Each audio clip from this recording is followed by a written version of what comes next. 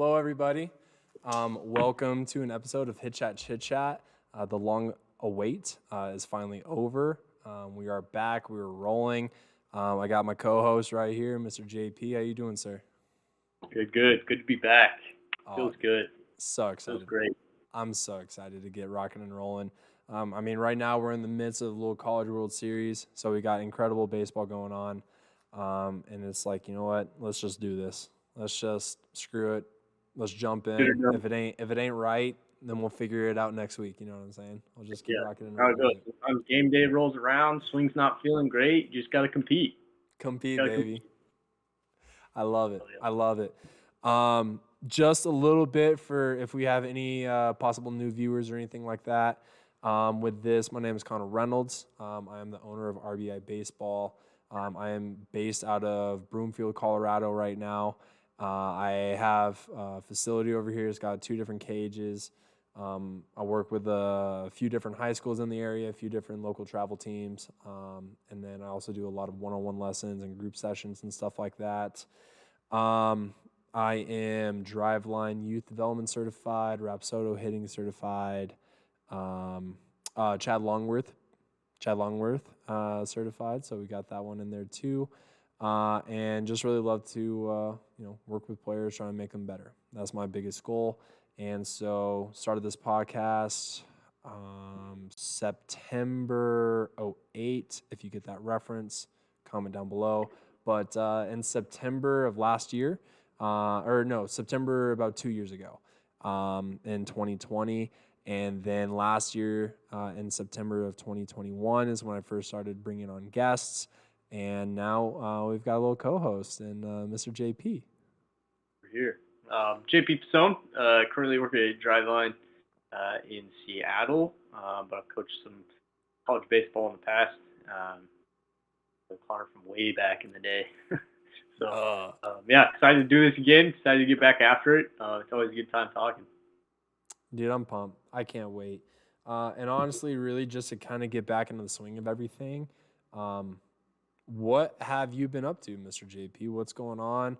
What's it looking like day to day kind of over there from the last time we talked? Yeah, we had kind of wrapped up the pro off season. I think it was kind of right around the last time we talked. So, got a lot of our pro guys out off to spring training after the lockout, and got our indie ball guys out to their seasons, and had a little down period, which was kind of nice. And I actually got the opportunity to work with a professional softball player playing in the Athletes Unlimited League. They play on ESPN. If anybody wants to take a watch. But that was a cool experience. Definitely learned a lot. Something I never really thought I'd be doing. But it was really cool to work with her and kind of get a different perspective and learn a lot about softball. And other than that, we're in full college summer mode here. We got a lot of athletes coming through every day. So doing swing designs and running groups and doing online training. So it's a lot of opportunities to work with guys, which is really good. That's awesome, dude. That's awesome. And how did, you said you never really expected to look to do something kind of like that. Are you referring to working in the softball space, or are you referring to working with a professional softball player? I mean, both. But working in softball was never something I really thought I'd be doing. But I coached a college softball player last summer, and so they were like, "Hey, you got the most softball knowledge around here, so here you go." Didn't really think about working with professional athletes before maybe the last 12 months, and definitely didn't think I was working with softball players. Well, shoot, dude. I mean, if one athlete is what's putting you in the ranks, man, now that you have 2, one a college and one professional, I think you're booked up for the rest of your career, dude. That's the running joke around here, is that I'm going to be the director of softball now. When the softball athlete comes in, I'm the guy. Hey, now if that's the case, if we do have any softball players that are listening, if my man JP is the director of softball out there, you know for a fact that thing's going to be one of the best programs you could put together. So, I mean, if that's the case, sign up now. The registration spots are about to get jacked up here in the next year or two. Sign up now. Get in the door now. My man JP is going to take that over. Yeah, we're a little ways behind, away from having a full-fledged program, but yeah, it's been a lot of fun. It was a lot of fun working with her and continuing to do so through the season. Dude, that's awesome. That's awesome. For you, what? Because I've dabbled with a little softball here and there. It's something that I've really wanted to get more into. But one of those things to where I also haven't necessarily like pushed it too hard. Kind of just allowed like word of mouth to come around. I worked with like one softball player a year ago for like a month, right at the end of like her high school season and right before she went off for college. I mean, it was like 2 months, wasn't too big, but I liked it a lot. I actually worked with a lot of softball players at Bardo's. I actually like went through and we had a Team Colorado softball team, and they did the instruction. I worked with them on infield and hitting. And I gotta say, dude, I actually enjoyed working with the softball players at that age than I did the baseball players. They just listened so much more. I'm assuming the professional softball players listened awesome.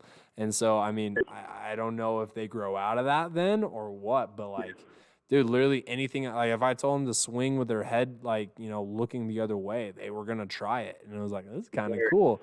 Or you'll tell, you know, like an 8th grader playing baseball, like, hey, man, you know, we need, you know, bat speed's important, like this, and this. And they're just like, no, it's not. Sure. It's just like, Yeah. Definitely not as much pushback with the softball players. Yeah, I don't know why that is. It might be, you know, just a female thing or, you know, the way softball's coached. I'm not sure, but it definitely seems to be a little bit easier to get some of that out of them. well, dude, I'm not going to lie. Over here has been an absolute blast and a small headache. Small of like those two things often come together. Dude, it's been yeah. I want to give a little quick shout out to HitTrax. Shout out HitTrax. Thank you for getting me the HitTrax camera. That arrived a couple weeks ago. Been waiting for it for a little bit. And so it finally showed up. So that's been a lot of fun getting guys in. The system that we had prior before I moved out here is we would live stream all of our lessons, and then I would just have an offset TV be on the like YouTube or Twitch channel that I'm streaming on, and generally you get a natural 5 to 10 second delay and stuff like that. With not necessarily the most consistent Wi-Fi over here. I Jimmy rigged it from 4 doors down, and so sometimes when one of the range extenders is you know, running a little slow that day, our 4K cameras will drop down to like 720, and it's like, so we actually started just recording and not streaming, so that way we would always get, you know, that 4K. And then we could edit and post and take out all the times that we're picking up baseballs and stuff. But then we learned that actually took away our ability for instant replay. And so that I was like, you know, it'd be really nice if that camera would get here. It'd be nice when the camera, and then it came. And ever since then, we've been able to have a little instant replay, being able to have every single swing have video that we can either go to YouTube and look up from 3 different angles, or if you're just wanting to be like quick, pull it up, just go to HitTrax, pull it up, look at the video, easy peasy. So that's been a lot of fun. I've had to go through 2 different mounts because of where it's like placed. I originally put on like a plastic mount. I was like fighting through the net, trying to tighten it. I couldn't get it tight enough. And so every time someone would hit, it would shift and move. And so finally got like a metal one for it. So it's just been a lot of like trial and error. There's a lot of like little tedious things over here. And so like, it's been super fun, like putting it all together. But like I said, it also been like yesterday out of nowhere, Wi-Fi just completely shut down. And so like I have a pitching machine that has a feeder connected to it that runs off of a Wi-Fi switch. So that way I don't have to be there feeding it. That wasn't working. Music wasn't working. We have like a parent zone where I can stream the Hit Tracks TV all the way down to the far end, so that way the parents can watch. That wasn't working. It was like, but Yeah. we're making it work, dude. We're making it work. So it's been pretty fun. Yeah, the technology is awesome. It's great to use until it breaks. And that's the worst thing in the world. And then it's back to the Stone Age. Yeah, just start all over. Yeah, try to turn it off and turn it back on.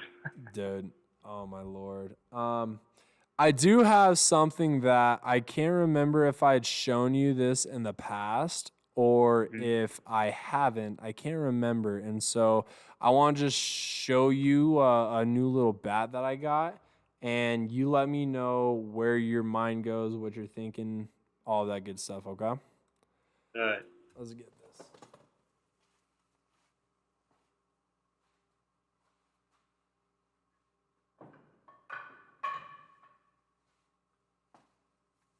This, sir. We did talk about this. Yeah. But now, Yeah. we official, baby. We Ready to official. go. So we now have. Am I able to flip this camera? I don't know. It's backwards. Oh well, I don't care. We now have a like legit person making these for me now too. Okay. Let's go. So we got this. This is now we're calling it the Ribby Bat. You guys will actually be able to find this on Berg Bats on their website. Local dude from Colorado, well, local for me, based out of Colorado Springs and stuff like that. We got 5 different types of trainers. He was able to go through. I sent him over the prototype of this guy, and he was like, I think we can make that work. And we like scour the internet trying to find it. I sent him all the dimensions, and this is product 1. Right over here, we have the prototype. So it's pretty cool to see like from a broken bat I found in the trash can to something a little bit more put together. Right? It's Yeah. official. Shout out to the laser. My man over at Berg Bass did a great job. We got a few other new trainers.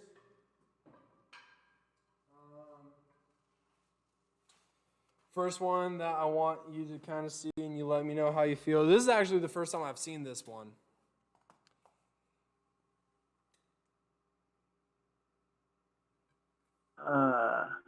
Okay. Little Like split a grip grip action. bat. Little split Okay. grip action. Okay. Okay. He was walking me through, and he's like, "Yeah, I got the model. I can make 2 handles with it." And I was like, "Let's do it, baby." Okay. I think next one I'm gonna try and have it be a little bit higher, so that way there is a little bit more of a split. But I've been working through, and a lot of my guys that have been struggling to like have that body turn, this has been awesome for them. And immediately every time, if they go to roll over, their bat just points to the sky. And Right. so showing my guys like that, hey, if your bat's doing that, it's because of this. And it's like we need, instead of being here, we need to be here. Like that difference right there has been really awesome for them. And then we have The scoop. Oh yeah, baby. Oh yeah. A little smiley face. Got to, Nice. baby. Got to. Always have this. I'm a big fan. Putting a little smiley face on some things. That way, when kids are like, how am I supposed to do this? Face the smiley face. If it's smiling at you, you smile back at it. You know what I'm saying? And so going through with this, I'm super excited to be rocking with this guy. I've been wanting, I actually envisioned that bat almost possibly over 2 years ago. And because I've seen the flat bat, but I couldn't find anything that had the barrel on the backside. So I wanted to hit more than just, wiffle balls. Now, I'm not hitting them off on like real baseballs off the machine, but I wanted the ability to, a little front toss. You know what I'm saying? And so 2 years in the making. We're finally able to rock and roll with it. I'm really excited about that. We actually have a little mini foam jug machine in the back area too, and so we've been using a lot with that. And then I recently just purchased something. JP, if you could help me out with it a little bit. I think it's like the Smash Factor balls, something like that. I've heard of those. I've heard Yeah, of can those. you walk me through that a little bit more? Product. Uh, yeah, so it's our Smash Factor balls are kind of like some other foam balls. That will remain nameless. Some other foam balls, except we really liked using them, but we didn't like the fact that we couldn't use them at high velocities. So they were just too light and squishy, so the air would take them and just lift them too much. So trying to recreate like actual pitch descent angles and things like that with those balls was just challenging. You just had to do it at lower speeds. So we made our foam balls are a little bit denser, same size as a baseball, but denser, heavier, so the air's not going to take it as much.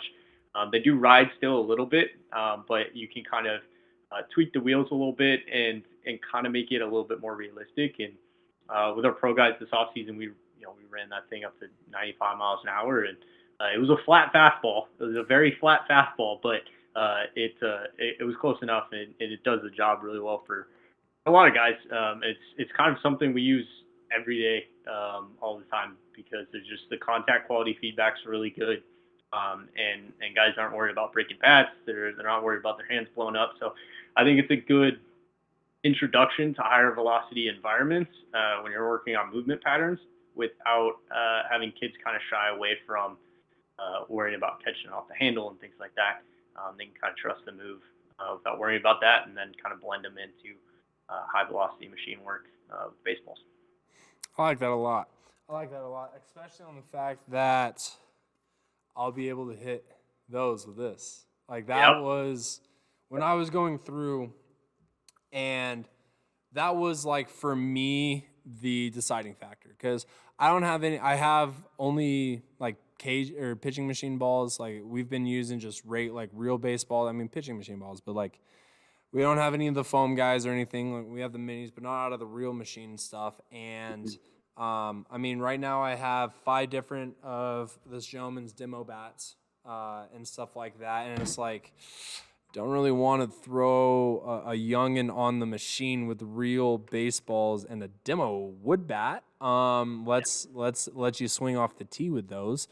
And then I was sitting there and I was like, man, it'd be really nice to be able to hit like the machine with the flat bats. And then also, it would be nice. Oh, where is it? Ah, here it is. You'll know this one. Mm-hmm. Oh, yeah, baby. The old angle. And so when I got this guy, when I had the paddles, I was sitting there and I was like, easy move. And then the other aspect of me getting it, I have a college guy from Feather River that's based out of the area. He actually just had hamate bone surgery, removing his. Yeah. And so it was like, he's like, man, like, I don't know if I like want to try that out right away. I'm like, dude, we'll rock tennis balls in these smash factors until you feel comfortable. Like there's no point in us jumping to it. Yo, tell me not that this is just crazy. I'm 99% sure, he's a 2019 grad. Okay. Has been at JUCO the last 2 years. Redshirted his first, 3 years? 2019. So Two years. So you graduated in 19, went out in that fall, 1920, and then that's when COVID hit. And so then this year when they came out, he ended up they didn't know that he was going to need hamate surgery, but he had been feeling something was off. And it was 1 game before he broke the medical red shirt threshold. Oh. Before. 1 game before. Yeah, okay. so he is like, fully clear. I know, right? No, that's what happened to me when I was in college. I was 1 game beyond it, and I had 8 or 7 pinch hits, and last 2 innings with a run spread of more than 5. That's so tough. That's so tough. I was just Yeah, like, what are we doing that's right now? wild. And I've been helping some guys like recruiting, transferring, stuff like that, and like the eligibility stuff with COVID and everything is just like, oh my god, Dude, this dude has 4 years still. yeah, he And can I'm play like, baseball for 6 years. Like he had nothing. dude, it's crazy. I remember when it was I was at Northeastern, and we had a dude that was going on his 6th year. And we were like, we called him Grandpa. Yeah. And now that's just like everyone. normal. Yeah, everybody's got that. Everyone's gonna have masters by the end of the next little bit, because they have to. It's gonna be masters of breathing, just so that way. To use the ability. But I was like, you have 4 years of eligibility? And he's like, yeah. Wild. Jeez Louise. So that was a big reason. The ability to use it on the demo bats, the ability to use it on my paddle bats, and then having going to be one of my main guys to have hamate surgery and be like, boom. And so when you're like, it doesn't hurt the hands, doesn't do this, I was just like, here's my monies. You let me know when.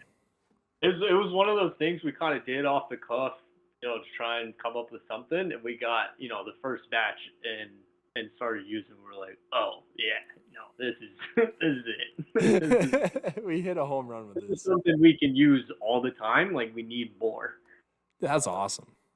Yeah, it's been good. I'm glad everybody gets to use them now. And how quick of a turnaround, if you're allowed to ask, is it from thought to on the floor? Like, when was it like, hey, what if we made plyo balls that could go through the machine, essentially? And when was it, hey, we're using Smash Factor baseballs? And then when was it, hey, we are selling Smash Factor baseballs? Yeah. It kind of depends on it kind of depends what else is going on. But for Smash balls, it was probably I don't know, a couple months before we got them, after talking about them, and then we've had them for we probably got them maybe a month. They're got a second shipment, got a bunch more maybe a couple months after, and then kind of decided to sell them pretty quickly after that. So we kind of went from idea to product in 8 months, and then the actual release and everything like that took significantly longer, with the marketing and getting production done and all that kind of stuff. It's quite a bit longer, but we've been using them for 6-7 months now on the floor every day. That's nice. So, yeah, it's been really good. It's been really good. It's night and day. Like, it's one of those things that you start using and you're like, oh yeah, I'd never want to coach without this ever again. I'm so excited. It's that good. Yeah, you'll love them. They're perfect for stuff like that too. Like, hey, I'm worried about hitting baseballs. Cool, we don't have to. That's right. We had a MLB guy this off season, and his trainer was like, yeah, I've been trying to push him to hit off the high velocity machines, 95 out of the eye pitch. Like, he's got to do it. And then he started just hitting smash balls. He was like, oh, I could hit this. I could hit this. I won't break my bat. And so that's why he was trying to get him on the high velo. Yeah, he was like, hey, they were doing front toss and BP and stuff, and he was like, hey, you gotta hit high velocity pitching, and so they hit a lot of short smash balls until he kind of got comfortable with the velo, and then started hitting baseballs kind of towards the end of the off season. So, was the athlete more so not a fan of the high velo on the aspect of possible injury / bat shattering, or not comfortable with just the fact of high velocity? I don't know. I don't know. We can speculate, because he's a guy that hits velocity really well. So that's confusing. Yeah. So then when he was like, I don't really want to do it off the machine, we were like, what do you mean? You 95 plus better than anybody in the league. Like, what do you mean you don't want to do it off the machine? But hey, like it's one of those things. You're just like, all right, cool. We'll come up with a better way. Like, come Sounds up with good, something else. baby.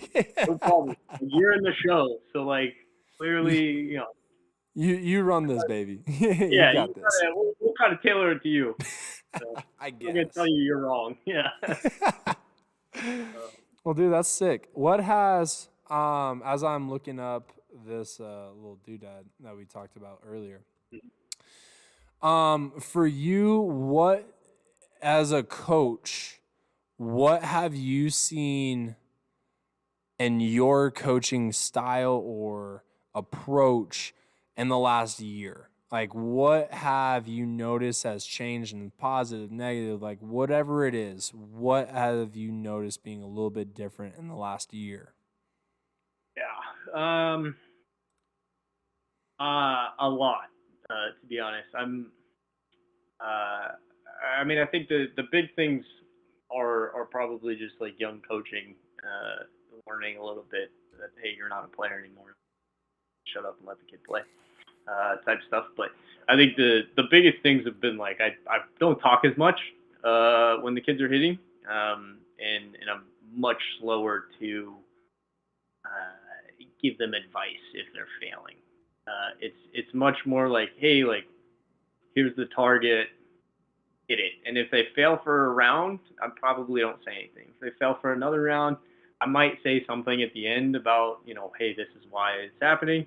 And then by the third round, if they're still really struggling, then I'll kind of step in. Versus, I think I think me coaching 12 months ago, that first round, I would have been giving them all the soup and just telling them a bunch of stuff. So I think yeah, the time that it takes for guys to figure it out and just trusting that they will and the environment's good enough is kind of the biggest change. Hey, there we go. Yeah, I mean, good or bad. I think there's value to both in some ways, but I think at the end of the day, like they got to get in the box and play the game. So, you can't be queuing them up when they do that. So, it's kind of figure it out time, especially when we get to machine work where they're facing 90-mile-an-hour fastballs and 85-mile-an-hour sliders. It's like, yeah, like you can't think about whatever the hell I'm telling you and hit that. Like it's just not gonna happen. So is that something that, like, was that like an aha moment essentially? Was there like one situation where it kind of like hit you and you're just like, oh, Yeah, all right. I think it wasn't necessarily one moment, but it was consistently over and over. I'd be talking or working with one player, and I'd mention something to a kid, like ball flight goal, some bad pass thing or whatever, and I'd be working with another kid for a couple rounds, and I'd kind of be peeking over, and this kid's just like not figuring it out. I'm like, oh man, I really need to go over there and talk to him. And then by the time I'd get back over there, he had figured it out and was just like hammering baseballs. And I was just like, oh, I guess you didn't need me at all. You were fine the whole time. So it was just kind of like the constant reoccurrence of that happening, where I was just like, maybe I should just not. Maybe I should just let him figure it out a little bit longer. A little FYO. Yeah. They'll get it. They'll learn. If the environment's good enough, they'll figure it out. I love how you just said that. I love how you just said that. I really do. Because for me, like, that's the reason I try and make it to where, on my end of things, the environment is as sustainable without consistent feedback. Like, I want us to operate smooth. Like, I've actually seen kids, like, hit, stop, and wait for instruction from a coach during a lesson where it's like, you just every swing hit, what this time? Swing hit, what do I do? What this time? Like it's like, what are we doing right here? And so, like going through, and making that like adjustment and allowing, again, if the environment is allowing it, allowing the athlete to make that adjustment for me, was something that like has taken a long time, and I'm still fighting with that every single day. Where it's like you see something, and you're like, yeah, because it's just like the coach in you is like, I want to help. Like, I want to help this poor guy. He's just up there just wearing it in his teeth. Like, I wanna help him. Uh, but yeah, and that's hard for kids to learn too, because like if they've been around coaching that's really hands on, and kind of get into our place where it's like, hey, like we're gonna give you the direction, we're gonna point you that way, but like you gotta figure out how to get there. I can't swing for you, and you definitely don't want me to. There's like a you reason gotta I'm do it. coaching you. Yeah, like yeah. So it takes kids a while to get it, but I think once it kind of clicks for them, it's normally only about 3 or 4 weeks that they're like, oh no, I can do this. I am capable of kind of figuring it out on my own. I don't need to keep running to my trainer and asking him a bunch of questions. What kind of relationship have you noticed? Is it for you, if you have a better relationship with an athlete, is that something to where you might bite your tongue a little bit longer or possibly a little bit shorter than if you have kind of like a brand new athlete? Like, what is your threshold if it's a brand new athlete? Like, is it, I don't want them to feel hopeless. I want to talk on every single one. And as we go, they gain confidence of one, knowing what we're trying to accomplish, like the goal outcome.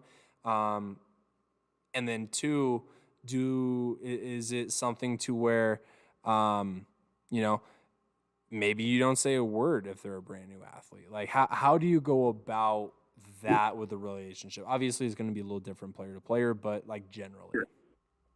Sure. Yeah. Yeah. I put out a tweet like last week talking about an education term called self-efficacy, and it's essentially just like an individual's belief that they can accomplish a task. So it's kind of like confidence, but it has to do more with like overcoming obstacles. And so I think the when I step in or say something for a new athlete, especially their first week, it's very overwhelming. And so what I'm trying to do when I step in isn't necessarily get them to hit better. What I'm trying to do is get them to realize that, like, hey, you might suck today, and that's okay because I know, and I want you to know that you are capable of overcoming this challenge. Like you have an just improve their self efficacy to the point where they can, come to me 2 3 weeks later and be like, hey, like I got it, or like, hey, I PR'd, like, um, because that first week's very overwhelming, especially when guys just haven't seen velocity. It like we high school kids have come in here and it's like, well, like here's a 85-mile-an-hour left-handed slider. Like, good luck. Like, of course they're gonna be terrible. Like, so when I step in, it's less hitting stuff. I don't really care about their swing at that point. I just want them to have enough self-efficacy to just kind of push through it and keep going. There's a little spat I got into. I'm just going to throw you the main tweet. I'm not going to say who said what or what it is. And I just want you to go through and you give me your first initial reaction. Are you ready? Ready. Hitters have the misconception that if they swing the bat harder, then the ball will go further. In reality, you can swing under control so you can hit it on the sweet spot and the ball will go farther. Barrel ability is key. Favorite term, barrel ability. I don't know what that means, but barrel ability. Yeah, I just saw that tweet. I don't. I I think hearing it again the second time, it makes a little bit more sense, especially with like the actual words. Like, because swinging harder is something I try not to say. I try not to tell anybody to swing harder, because often it's just like tense and like yanking, everything like that. So like, yeah, swinging harder isn't necessarily going to make you hit the ball harder, because your bat might suck now and like you can't make contact, stuff like that, which I think is what he's getting at. Yes. But I think the issues that cropped up with that tweet is swinging harder often equates to like bat speed, which is very like, if you replace swing harder with increase your bat speed, I'd be like, this tweet is terrible. This is the worst tweet in the world. It doesn't make any sense. Like, there's science would disagree with you an infinite amount. So yeah, I think yeah, swinging harder versus swinging under control is correct, but to suggest that bat speed doesn't impact your exit velocity is just like blatantly wrong. Yeah, so I mean, I'm still taking like. Let's go through. I want to see. I said, oh, all right, a little further tweet. Same person that posted the original one. Okay. So, somebody had responded and said, if bat speed is something you're saying is not a factor and hitting the ball on the sweet spot is more important, then keep telling your hitters to slow down. But this will then require a quicker decision point for that player's swing. In response, this person said, no, it does not require a quicker decision time. Let's get your head out of the books and into the real world. Just a terrible argument. This is a bad argument. Out of the books and into the real world. Like, the stuff in the books is based on the real world.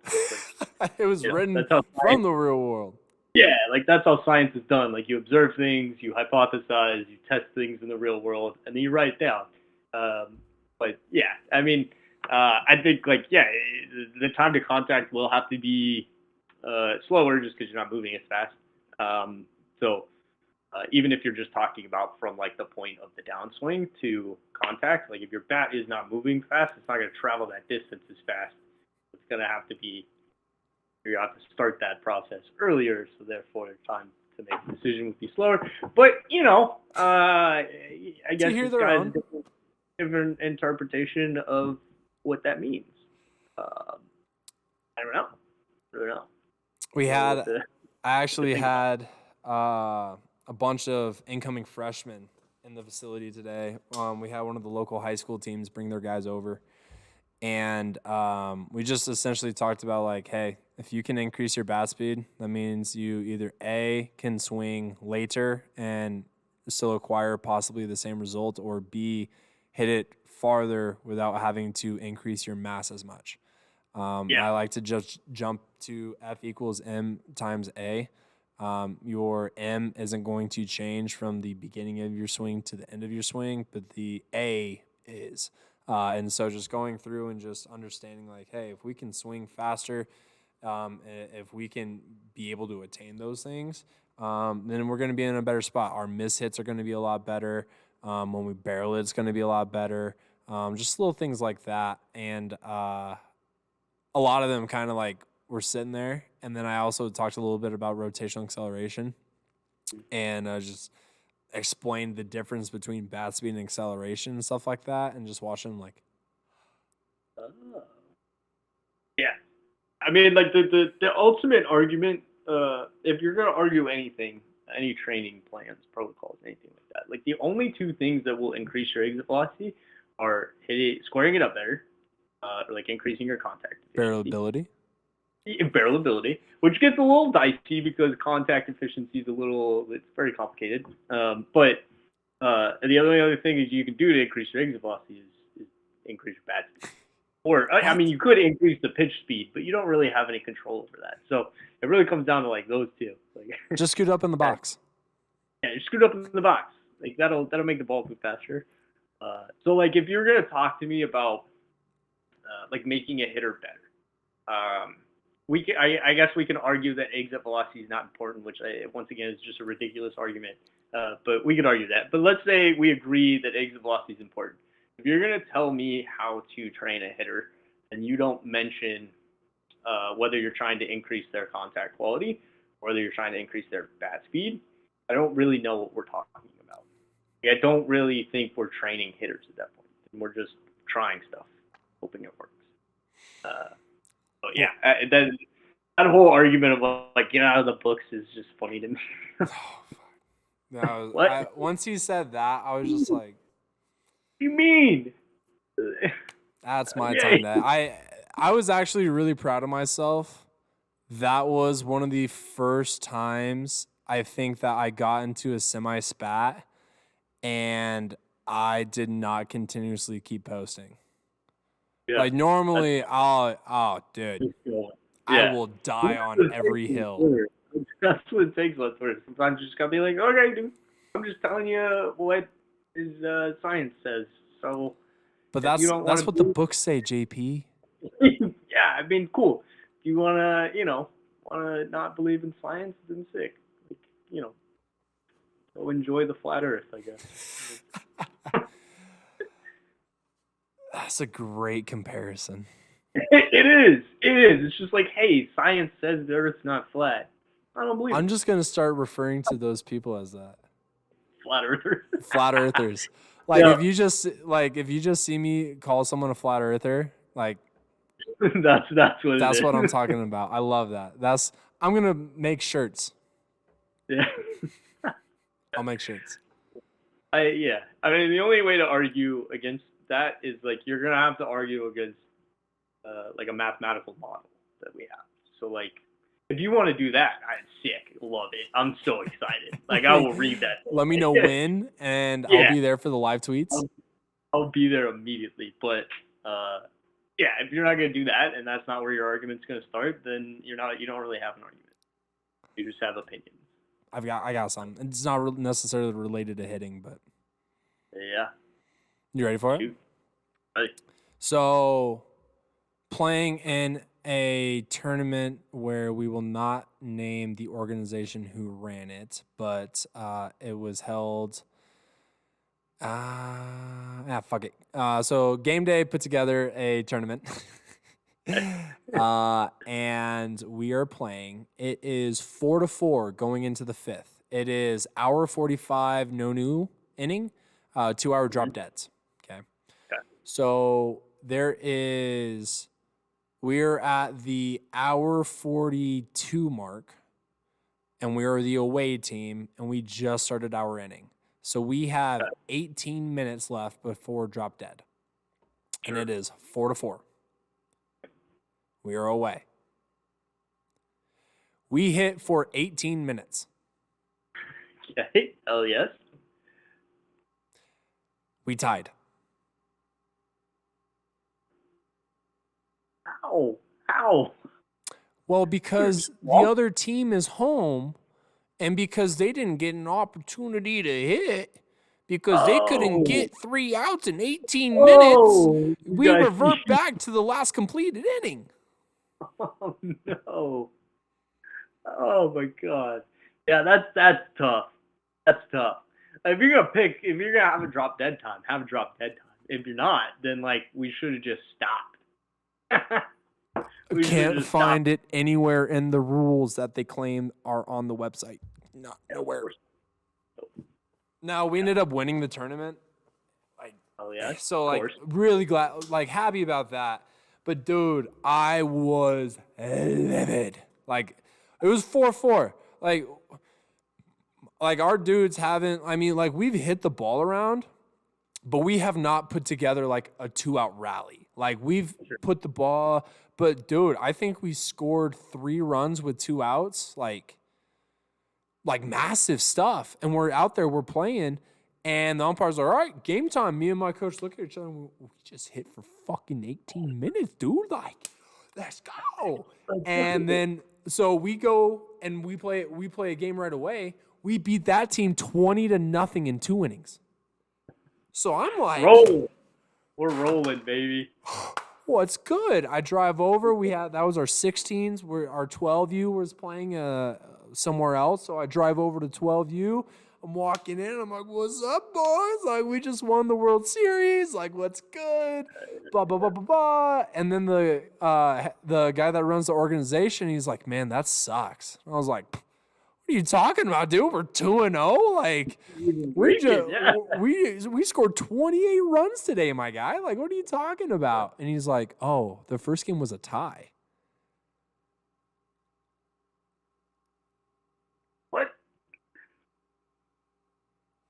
So that was a thrill. That's tough. Livid, dude. Livid. Now, are you ready for the craziest part?